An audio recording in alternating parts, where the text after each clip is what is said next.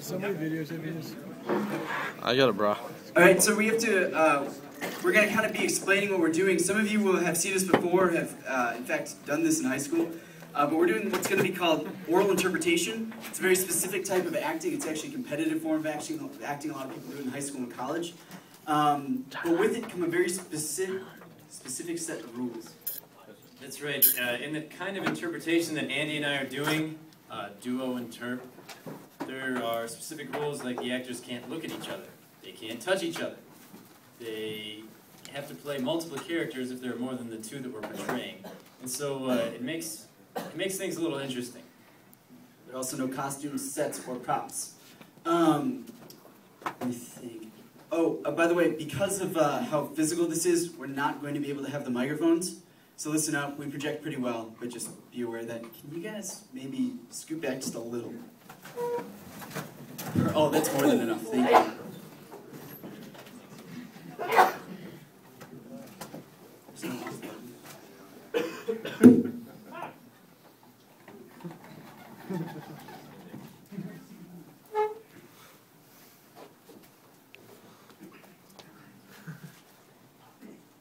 Well, hello there, kids. My name is Father Barnes.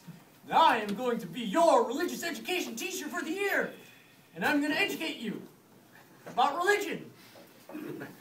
So, I'm a fun guy, and I was thinking before class we could start with a little game. Does anybody have any games? Yes, you in the back. What's your name, son? My name is Timmy. Oh, do you have a game for us? Yeah, I made one up myself. Oh, good. Well, let's hear it. It's called Stump the Priest. Oh, sounds interesting. How do you play? Well, we ask you questions, and if you can't answer them, then we get to duct tape you to the ceiling. Oh, my.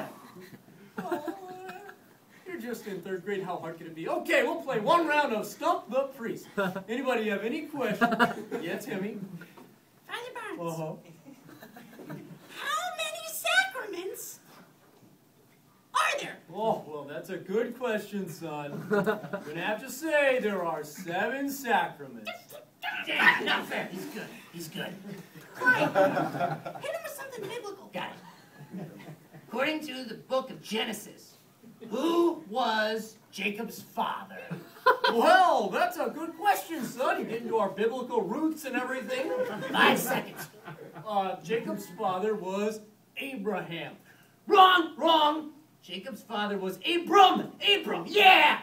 All right, now look at verse 37. Then God changed Abram's name to Abraham. Dang it. One more question. Yes, Tim. I'm going to go for the kill.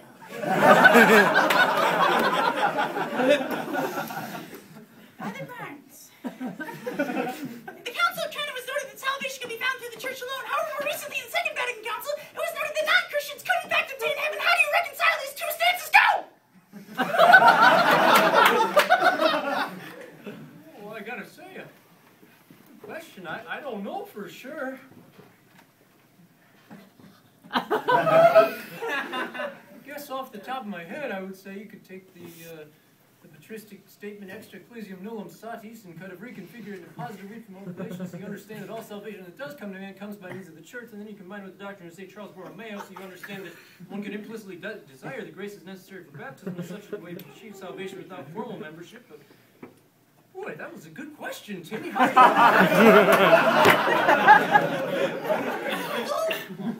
How did you know how to answer it? Oh, that's just some stuff I learned in the seminary. Is that where they bury dead people?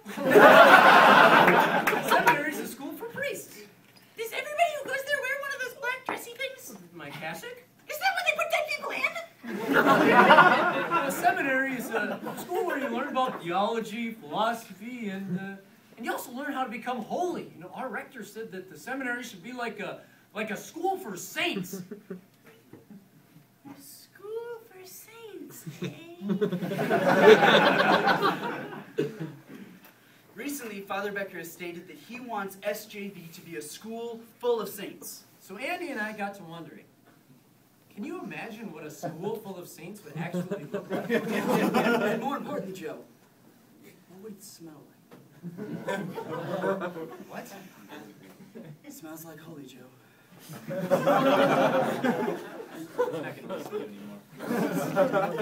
School for Saints. Eugene Robert Siemens. Well, Timmy, class, would you like to visit this school? Well, I need a permission slip? Oh, no, we'll just go in our imaginations.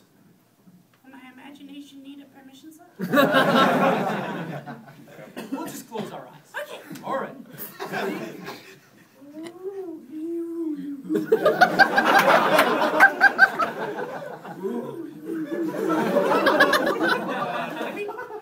What are you doing? I'm making the imagination noise. What? Father, I was raised on television. I know that any time you want to imagine yourself somewhere, you have to make the imagination noise. Oh, I guess that's true. I just always thought it was kind of high-pitched, like wind chimes. Wind chimes, got it. All right. Wind chimes! Really good, Timmy. And we're here. And so, we can clearly see that it is both logical and reasonable to assume God's existence. And anybody who says otherwise is lying because it just ain't so. Very good, Thomas.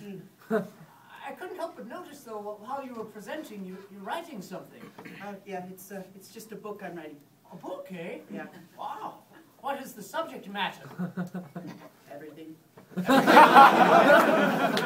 Why? I'm going to call it The Sun. Well, when you're finished, it'll be a work of quite some girth. You know what else has a lot of girth to it? Yeah. Thomas's waistline. I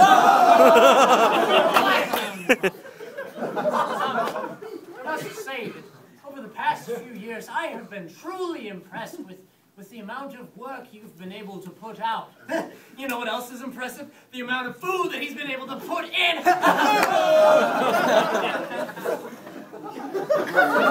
What is this place? Oh, well, to me, this is a lecture hall. This is where you go to learn about philosophy and God and all the other stuff you need to know. Wait a second. Let me get this straight.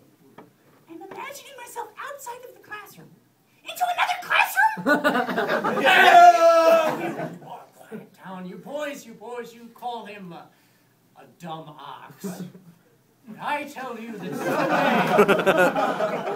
someday his bellowing could fill the whole world. You know what else could fill the whole world? Let's go, Timmy. What's that? Oh, well, Timmy, this is a chore sheet. Ugh, I hate chores. Oh, now, Timmy, you know that an important part of becoming holy is learning how to do your duty and serve your brothers and sisters. Hey, Father, wait a second. Look at this chore sheet. All the chores on here are done for the whole month. Again? Really? Mother Teresa! Mother Teresa!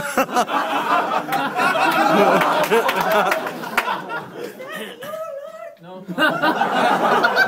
Mother, it's just me. Oh, hello, Daddy. Mother, look, I couldn't help but notice. Did you do my chore again for the rest of the month? Yeah. I know you like to serve and everything, but this is a little too much. I mean, I gotta do my chore so that One I can never serve too much. can... All right, Mother. Where are you going? We gotta talk about Here, this. I want you to meet Pablo.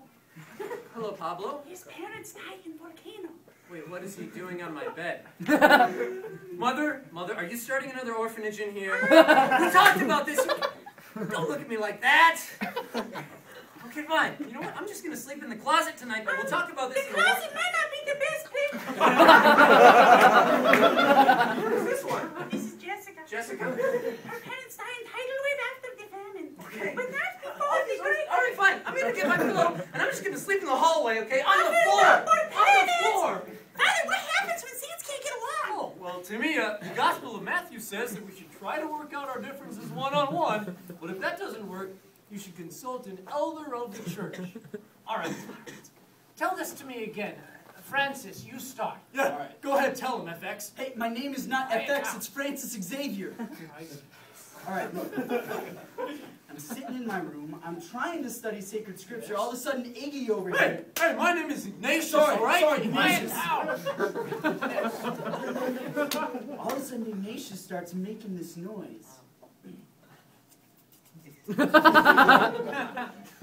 that is annoying. Yeah, it's annoying. It drove me right into desolation. I explained this already, man. Like, desolation is a spiritual concept. All right, this was just a physical thing. You should have just offered it up. Oh, okay, why don't you just go lie in bed for 3 months? It helped last time, right?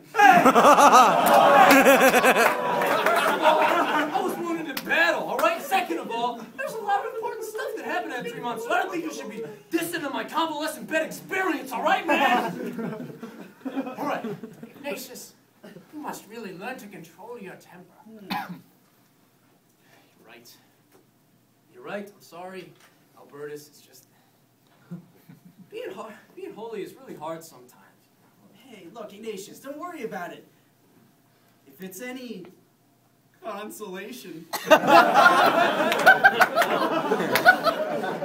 Look, in all seriousness, you don't have to worry about that. I mean, you got something that nobody else in this place has. Really? Yeah. I mean, think about it. Who else do you know who's one, alive, and two, has already been canonized?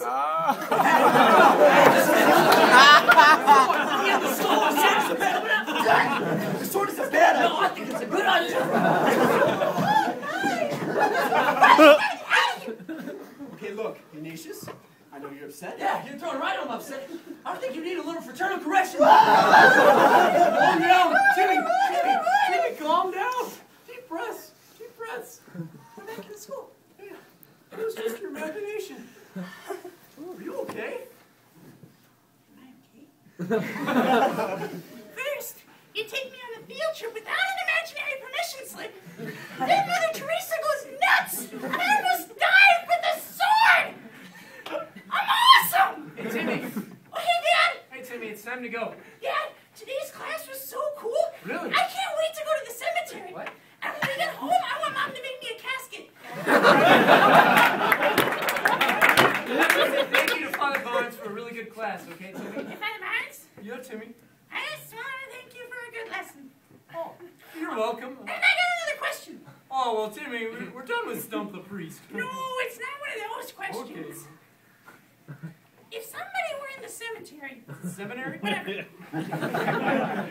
somebody were in the seminary and they decided to make fun of the rector, what do you think would happen to them? Bad things, Timmy. Very bad things. I'm glad nobody's stupid enough to try it.